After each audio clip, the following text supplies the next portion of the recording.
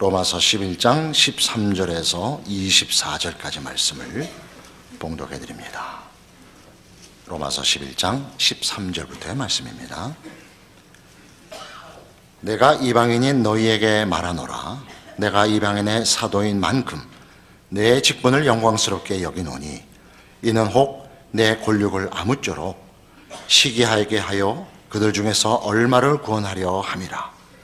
그들을 버리는 것이 세상의 화목이 되거든 그 받아들이는 것이 죽은 자 가운데서 살아나는 것이 아니면 무엇이리요. 제사는 처음 익은 곡식 가루가 거룩한 즉 떡덩이도 그러하고 뿌리가 거룩한 즉 가지도 그러하니라. 또한 가지 얼마가 꺾였는데 돌 감람나무인 내가 그들 중에 젖붙임이 되어 참 감나무 뿌리의 진액을 함께 받는 자가 되었은즉 그 가지들을 향하여 자랑하지 말라. 자랑할지라도 내가 뿌리를 보존하는 것이 아니요 뿌리가 너를 보존하는 것이니라. 그러면 내 말이 가지들이 꺾인 것은 나로 젖붙임을 받게 하려 함이라 하리니 옳도다. 그들은 믿지 아니하므로 꺾이고 너는 믿음으로 섰느니라. 높은 마음을 품지 말고 도리어 두려워하라. 하나님이 원 가지들도 아끼지 아니하셨은즉 너도 아끼지 아니하시리라. 그러므로 하나님의 인자하심과 준엄하심을 보라. 넘어지는 자들에게는 준엄하심이 있으니 너희가 만일 하나님의 인자하심에 머물러 있으면 그 인자가 너희에게 있으리라. 그렇지 않으면 너도 찍히는 바 되리라. 그들도 믿지 아니하는데 머무르지 아니하면 젖붙임을 받으리니 이는 그들을 젖붙이실 능력이 하나님께 있음이라. 내가 원 돌감람나무에서 찍힘을 받고 본성을 거슬러 좋은 감람나무의 젖붙임을 받았으니 원가지인 이 사람들이야 얼마나 더 자기 감람나무의 젖붙이심을 받으랴. 이스라엘의 구원은 하나님의 은혜로 결국 회복과 구원이 이루어질 것입니다. 이것이 사도 바울이 로마서 9장과 10장, 11장에 걸쳐서 하는 이야기지요.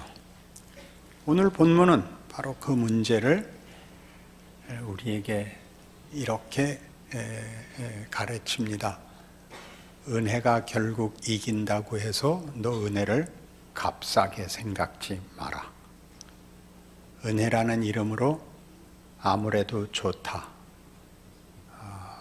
그런 마음이 풀어지고 무책임해지고 쉽게 생각하지 마라 하는 얘기를 합니다. 무엇로 하죠? 오늘 본 22절 같이 그러므로 하나님의 인자하심과 준엄하심을 보라.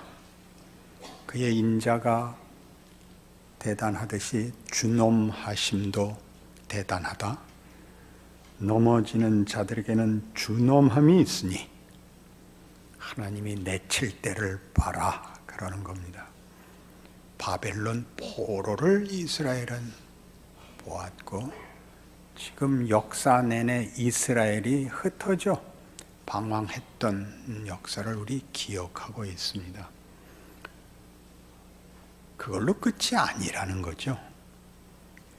하나님이 은혜를 베푸신다고 해서 우리가 생각하는 것이 것같이 아무 원칙도 없고 기준도 없고 질서도 없이 혼란과 그저 타협만 있는 것 그렇게 생각하시면 안 됩니다.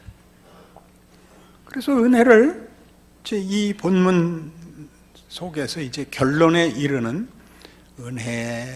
은혜됨과 그 기억해야 할 준엄함이 오늘 본문의 요지이죠. 은혜를 이해하기 위해서 제가 세 사람의 예를 들겠습니다. 첫 번째가 야곱입니다. 야곱은 야복나루에 서서 하나님을 만나고 복을 구하고 이스라엘이라는 이름을 얻어 그의 생애에 하나의 결과를 하나님의 은혜와 능력 속에서 얻게 됩니다. 잘 아시는 대로 창세기 28장에서 출발했었죠. 형 속이고 아버지 속이고 쫓겨 외삼촌 집으로 피난 가던 길에서 어느 들판에선가 돌베개 베고 자는 그 자리에 하나님이 찾아오십니다. 꿈에 본즉 하늘에 사닥다리가 걸리고 하늘이 열리고 천사들이 사다리를 오르락내리락 하는 중에 하나님이 나타나 내가 너 누운 것을 너와 네 자손에게 주리라. 네 자손이 동서남북에 편만할지며 모든 족속이 너를 인하여 복을 얻을 것이니라. 내가 네가 어디로 가든지 너와 함께 할 것이며 네게 약속한 것을 다 이루기까지 너를 떠나지 아니하리라. 그리고 야복나루까지 20년이 걸립니다. 그 약속 받고 20년을 인생을 살면서 결국 돌아와 야복나루에 섰을 때 야곱은 하나도 변한 것이 없는 사람이었습니다. 기억하시죠? 그는 그 많은 재물을 앞서 보내어 형인 에서의 마음을 누그러뜨려보려고 안간힘을 쓰고 있고 노심초사하고 있습니다. 밤이 맞도록 야복나루에 서서 초조하고 불안하고 답이 없는 상황을 맴돌고 있을 때 하나님이 찾아오사 그와 씨름하십니다. 그리고 그 사람이 성경적 표현으로 이렇게 되어 있죠. 하나님이 야곱을 이기지 못함을 보고 그 환도뼈를 칩니다. 많이 오해하는 부분일 것입니다. 하나님이 결국 씨름해서 안 돼서 그의 환도뼈를 쳐 그를 절개하자 거기서 항복하고 무릎 꿇어 복을 구했다. 그렇게 간단하지 않습니다. 야곱은 무엇에서 항복을 했을까요? 그의 생애를 산 모든 것이 결국은 허망한 것이라는 것을 그 환도뼈를 맞으면서 봤을까요? 아니면 씨름에도 불구하고 버티다가 하나님이 환도뼈를 치자 그 힘에 대한 공포를 느끼고 무릎을 꿇었을까요? 그건 무엇일까요? 그리고 그가 얻은 이스라엘이라는 이름은 무엇일까요? 이스라엘이라는 이름이 우리에게 힌트를 줍니다. 너는 사람으로 하나님과 더불어 겨루어 이겼느니라. 하나님과 더불어 겨루어 이긴 사람, 이스라엘. 풀리지 않는 이름이죠. 부모가 되면 풀립니다. 어느 한 사람과 호의적인 관계를 갖고 싶거든 그 자식을 칭찬하십시오. 그 자식이 범상치 않더구만. 무슨 소리야? 공부도 못했는데. 훌륭한 사람들은 원래 공부를 안 해. 말도 안 되는 소리 하지 마. 그리고 집에 가서 이렇게 얘기하죠. 그 아무개가 사람이 괜찮던데. 왼수를 만들고 싶거든. 이 한마디 하면 돼요. 근데 왜 아들은 아버지만 못해? 그 사람은 끝이에요. 내 아들과 딸한테 뭐라 그래야 되는지 이제 알았죠? 누구를 칭찬하고 싶으면, 호의적인 관계를 갖고 싶으면 뭘 하라고요? 어쩌면 그런 아이를 낳았어? 당신애 같지가 않아? 부모만이 가지는 마음, 하나님이 야곱에게 주는 이 칭찬입니다. 너는 나보다 낫다. 아무도 그리 할 수는 없죠. 우리 모두는 누구를 비교해도 불만이죠. 당신은 링컨보다 무슨 소리를 하고 있는 게 링컨 보고 와서 나 닮았다 그러라 그래. 우리의 자존심은 어느 위인도 어느 대단한 사람도 대등한 비교가 되는 것만으로도 섭섭하지만 자식에 대해서만은 늘 열등하기를 바랍니다. 그건 부모의 마음입니다. 그러니 씨름을 하고 환도뼈를 친다는 것은 부모만이 해본 거죠. 그건 아비만이 가지는 사랑입니다. 아비만이 자식을 매질을 할 수도 있고 자식을 위하여 피 흘릴 수 있습니다. 누가 그 자리까지 내려오겠습니까? 하나님이 피조물에 반항하는 피조물의 삿발을 잡고 그 살과 뼈를 치는 자리에 손을 넣을 수 있는 자가 누가 있습니까? 그게 은혜지요. 하나님만이 하시는 은혜지요. 야곱은 아마 하나님의 그 집어넣으시는 손길을 이렇게 항복했을 것입니다. 이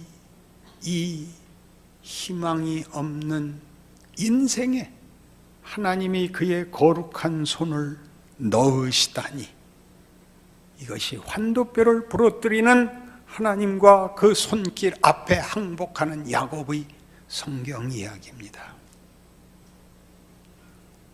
자신이 살아서 아무 낙이 없고 아무런 자랑이 없는 정말 거품 같은 허망한 이 인생과 존재, 하나님이 그 거룩한 손을 넣으시다니, 이게 환도뼈를 치는 장면이요, 야곱이 무릎 꿇는 장면이요, 하나님이 그의 이름을 묻고 복 주시는 성경의 증언입니다.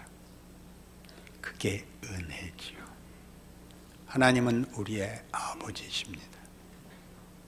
못나 모두가 우리를 외면하는 자리, 아무도 손댈 수 없는 그 형편에 찾아 들어와 손을 넣으실 수 있는, 그리하여 우리를 그 가슴에 끌어안으실 수 있는, 너는 내 자식이다 라는 약속을 주시는 우리 하나님이시죠.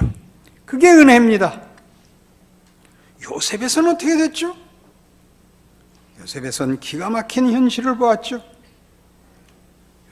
요셉에서는 야곱에게서 인간의 진실이 나온다면 요셉에서는 하나님의 진실이 나오죠. 하나님의 일하심, 하나님의 의지, 우리의 소원과 타협하시지 않는 하나님, 우리가 원하고 우리가 상상하고 우리가 목적하는 것으로 타협하시지 않는 하나님, 그래서 늘 막막한 길을 걷는 것을 참아내시는 하나님. 요셉은 팔립니다. 그는 감옥에 갇힙니다. 그리고 총리가 됩니다. 그리하여 누구를 구원하던가요? 그의 형들을 구원하고 그의 가족을 구하고 이스라엘을 구하고 스스로를 구하죠. 요셉에게서 우리가 보는 하나님의 은혜는 우리가 만들 수 없는 것을 만들어내는 하나님의 능력을 봅니다.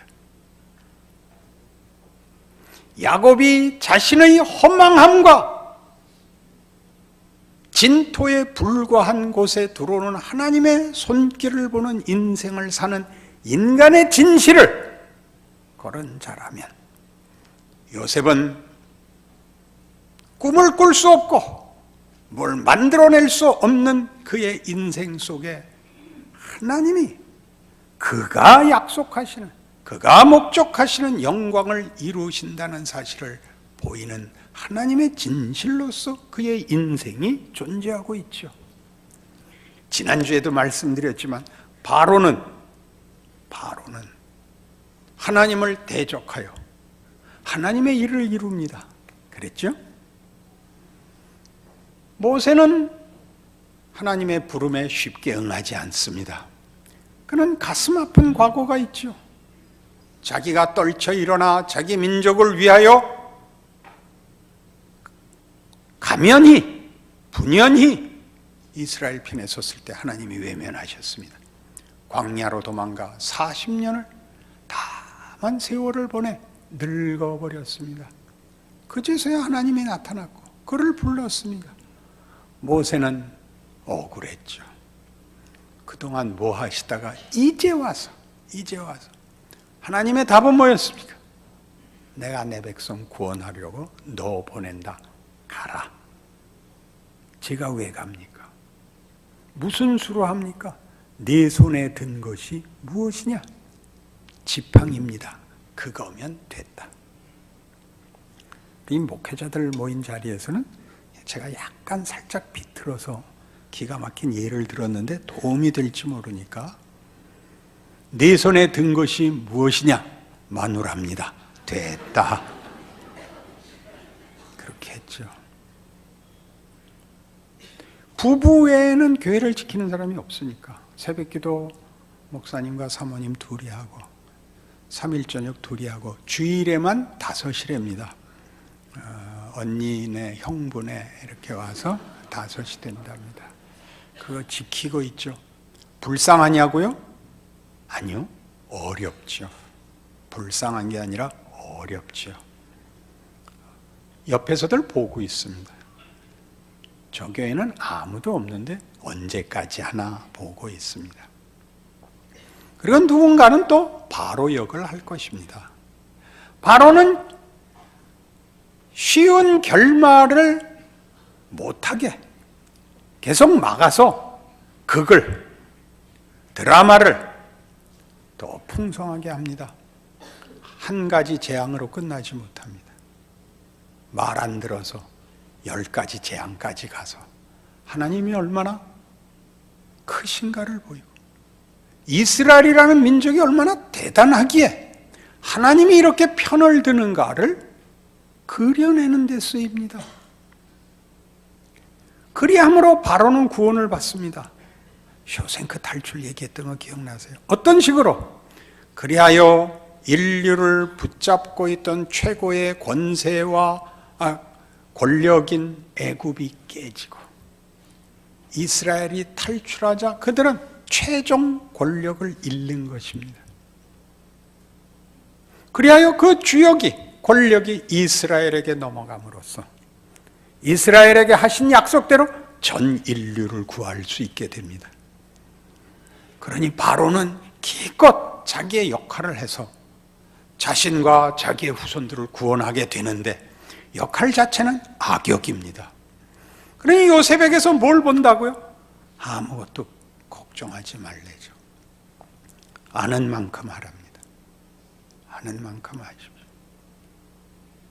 하나님이 하시면 역전이 있습니다. 하나님의 진실입니다. 하나도 은혜에 관한 이해를 위하여 하나도 예를 들죠. 탕자입니다. 탕자는 아버지에게 자기 재산 달래서 나가 허랑방탕합니다. 그는 왜 돌아오지요? 그가 다시 돌아오는 이유가 뭡니까? 현실이 그를 집으로 몹니다. 굶거든요.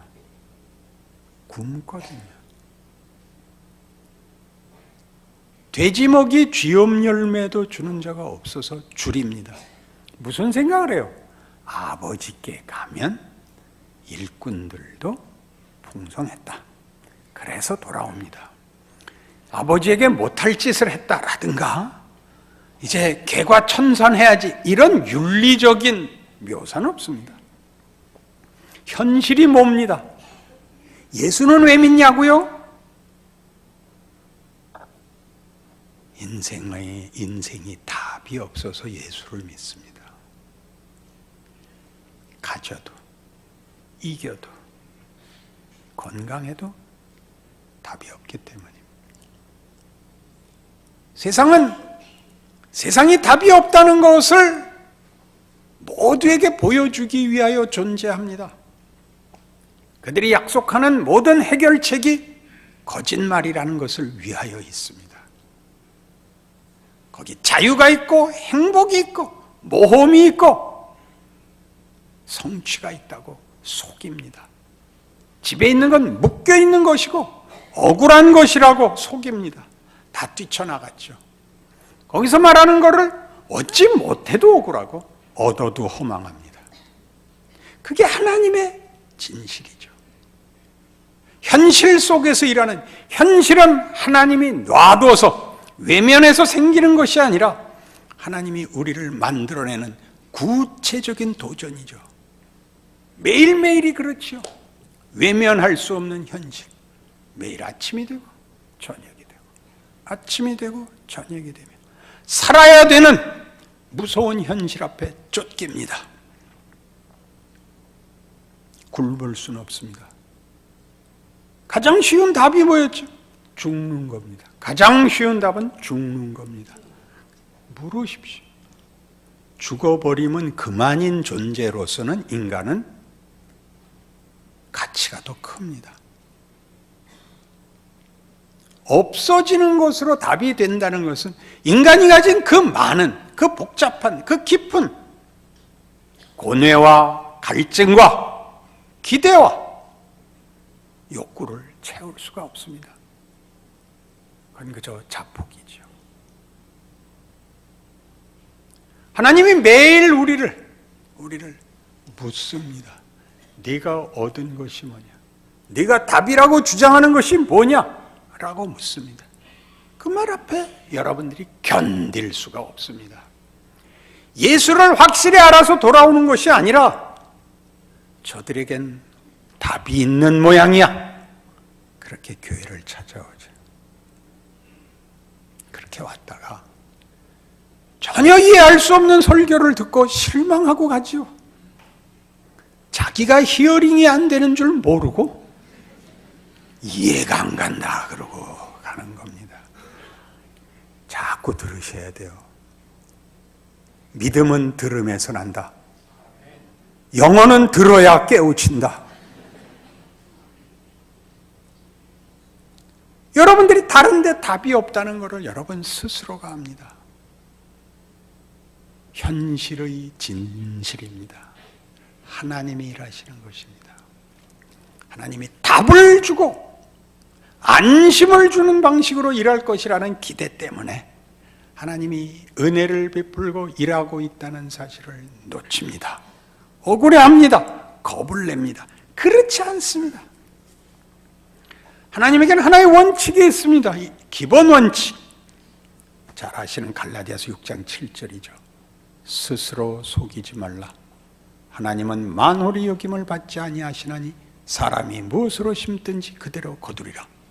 무서운 원칙입니다. 또 하나 있습니다. 계시록 2장 23절 두아디라 교회에 보낸 편지. 내가 각자의 행위대로 갚으리라. 무서운 선언입니다. 그러나 그것을 원칙으로 삼아 반전과 기적과 역전을 이루십니다. 씨름 기술의 다른 모든 것은 앞에서 하는 것입니다. 뭐 쉬운 것, 안다리, 바깥다리, 들배지기, 오금 당기기, 일단 앞에서 하는 건데 가장 놀라운 기술이 뭐죠? 뒤집기. 앞이 없고 뒤집을 수는 없습니다. 하나님의 원칙은 그의 성실하심입니다. 공의입니다. 공의로 그치지 않는다는 거죠. 공의를 무산시키겠다든가 공의를 타협하겠다든가 공의를 포기하겠다는 것이 아니라 공의를 놓고 엮으시죠. 은혜는 그 위에서 추는 춤이며 노래며 고백이며 탄성인 것입니다. 그러니 우리 로마서 9장에서 보는 바와 같이 이런 말씀들이 가진 위력을 알아야죠. 로마서 9장 16절 그런즉 원하는 자로 말미암음도 아니요 다른 박질하는 자로 말미암음도 아니요 오직 긍휼히 여기시는 하나님으로 말미암음이니라. 성경이 바로에게 이르시되 내가 이 일을 위하여 너를 세웠으니 곧 너로 말미암아 내 능력을 보이고 내 이름이 온 땅에 전파되게 하려 함이라 하셨으니 그런즉 하나님께서 하고자 하시는 자를 긍휼히 여기시고 하고자 하시는 자를 완악하게 하시느니라. 하나님이 선도 만들고 악도 만들었다 그런 얘기 아닙니다. 원칙도 만들고 원칙을 풍성하게도 만드십니다. 다음 주에 보겠습니다만 하나님이 배제되는 경우와 공간과 그런 내용은 없습니다. 그걸 우리식으로 하면 원칙과 파격이 둘을 놓고 선택사항으로 보입니다. 원칙을 지킬래? 파격을 지킬래? 그렇지 않습니다. 뒤집기는 앞이 있어야 뒤를 한다고요. 전이 있어야 후가 있듯이 하나님이 하시는 일이 원칙을 무시하는 것이 없습니다. 원칙은 하나님의 신실하심입니다. 그의 신실하심이 공의를 만들며 정의를 만들며 질서를 만들며 법칙을 만듭니다. 그러나 그는 비인격적 개념일 수가 없습니다. 그는 인격자로서 이 모든 일에 긍휼과 자비와 은혜를 베푸실 수 있습니다. 그 문제에서 우리가 자꾸 오해를 사죠. 하나님은 그렇게 만드시는 하나님입니다. 우리에게 일어나는 모든 일로 그의 은혜라는 하나님의 개입으로 우리를 거룩하고 영광되고 자랑하고 감사하는 자로 만들어 갈 것입니다. 그 일은 로마서 11장에서 지금 얘기한 결국 하나님이 모든 것의 주인이시다라는 이 대원칙이 은혜의 동일한 주인이라는 것을 아는 그 마음을 가져야 11장의 결론에 도달할 수 있습니다. 33절 보십시오. 깊도다 하나님의 지혜와 지식의 풍성함이요 그의 판단은 헤아리지 못할 것이며 그의 길은 찾지 못할 것이로다. 누가 주의 마음을 알았느냐? 누가 그의 모사가 되었느냐? 누가 주께 먼저 드려서 갚으심을 받겠느냐? 이는 만물이 주에게서 나오고 주로 말미암고 주에게로 돌아감이라. 그에게 영광이 세세에 있을지어다. 아멘. 이 놀라운 고백은 무엇을 의미합니까? 동으로 가면 서로부터 멀어지는 게 아니라 동으로 갔더니 서로 가더라. 지구만 한 바퀴 돌아도 아는 일입니다. 그렇죠? 하나님의 일하심의 그 정연한 신실한 원칙과 그 원칙이 원칙으로 끝나지 않고 모든 것을 담는 긍휼과 자비의 무대가 되며 그것으로 하나님이 모두에게 복을 주시려고 한다는 사실 앞에 사도 바울은 무릎을 꿇습니다. 어떤 원리로도 다 설명할 수 없는 하나님의 무한하신 자비와 긍휼 앞에 말이죠. 창세기 22장에 가면 바로 이런 것을 이해하는 데 좋은 또 한 사람이 등장을 합니다. 늘 오해되고 있는 사건, 아브라함이 이삭을 바치는 사건입니다.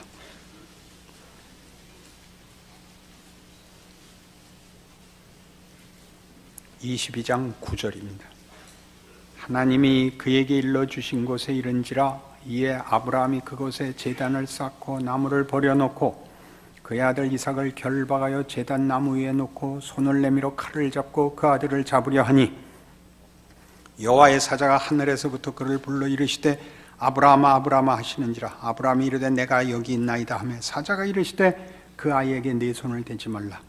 그에게 아무 일도 하지 말라. 네가 네 아들 네 독자까지도 내게 아끼지 아니하였으니 내가 이제 네가 하나님을 경외하는 줄을 아노라. 아브라함이 눈을 들어 살펴본즉 한 수디양이 뒤에 있는데 뿔이 수풀에 걸려 있는지라. 아브라함이 가서 그 수디양을 가져다가 아들을 대신하여 번제로 드렸더라. 아브라함이 그 땅 이름을 여호와 이레라 하였으므로 오늘날까지 사람들이 이르기를 여호와의 산에서 준비되리라 하더라. 여호와의 사자가 하늘에서부터 두 번째 아브라함을 불러 이르시되 여호와께서 이르시기를 내가 나를 가리켜 맹세하느니 내가 이같이 행하여 네 아들 네 독자도 아끼지 아니하였은즉 내가 네게 큰 복을 주고 네 씨가 크게 번성하여 하늘의 별과 같고 바닷가의 모래와 같게 하리니 네 씨가 그 대적의 성문을 차지하리라.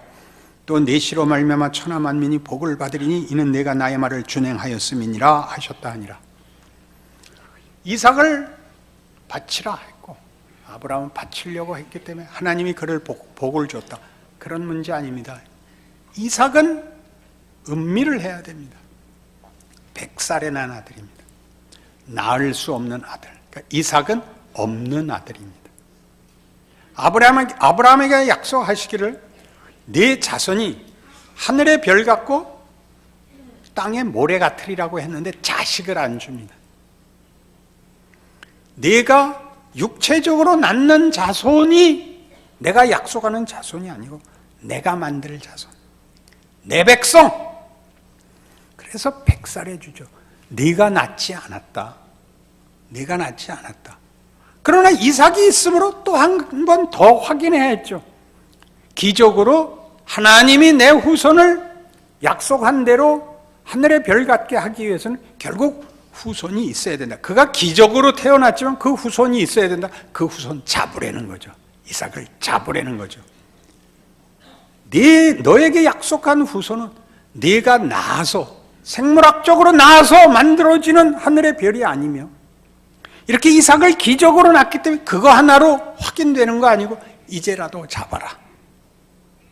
네 자손은 하늘의 별 같을 것이다. 그러니 이삭 잡아라. 여기 있죠. 12절 다시 봐요. 사자가 이르시되 그 아이에게 내 손을 대지 말라. 그에게 아무 일도 하지 말라. 내가 내 아들 내 독자까지도 내게 아끼지 아니하였으니 내가 이제야 네가 하나님을 경외하는 줄을 아노라. 이 말이 그 말이에요. 아브라함이 알아들었다는 거야. 이건 하나님이 만드는 일이에요. 이삭은 없는 거예요. 이삭은 태어나지도 않은 자일 뿐만 아니라 태어난 다음에도 죽은 자예요. 이삭으로 인하여 후손이 생기는 거 아니고 하나님이 만들어 주는 거예요. 무에서 유를 창조하는 거예요. 그러나 이스라엘은 끊임없이 이 생물학적 후손으로서의 선민 의식에서 벗어나지 못합니다. 그러니 오늘 하는 성경의 증언이 그거죠. 은혜란 뭐냐? 은혜란 무에서 유를 창조하는 것이다. 무에서 유를 창조하는 것이다. 보이는 것들은 하나님의 신실하심과 하나님의 일하시는 구체적인 증거들, 현실, 소원 이런 것들이 아무것도 아닌 건 아니지만 그게 결과를 만드는 것이 아니라 그 속에서 만든단다. 야복나루에서 야곱의 역할은 뭐였더냐? 못 알아먹은 것 아니었더냐? 총리된 요셉의 역할은 뭐였냐? 억울한 것 아니었더냐? 탕자의 역할은 뭐냐? 배가 고파 몰려 들어갈 수밖에 없었던 거 아니냐? 하나님이 함께해야 야곱이 이스라엘이 되는 것이고 아버지가 있어야죠. 훌륭한 아버지가. 요셉을 총리로 만드는 하나님, 할아버지, 아버지, 하나님의 성실한 의지가 있어야죠. 능력이 있어야죠. 자비롭고 돌아오면 받아줄 아버지가 있어야죠. 그래야 탕자가 돌아오죠. 이삭을 주었으나 이삭이 없으면 일 못하는 하나님이 아닌 거 보는 이삭이어야죠. 우리 자신이죠. 여러분이 이 중에 누구라도 상관없습니다. 하나님이 은혜를 베푸시는 분이라는 사실을 안다면 여러분의 현실이 야곱이든 요셉이든 탕자든 이삭이든 여러분들의 결국은 하나님이 우리를 항복과 찬송과 감사로 결국을 이루실 것입니다.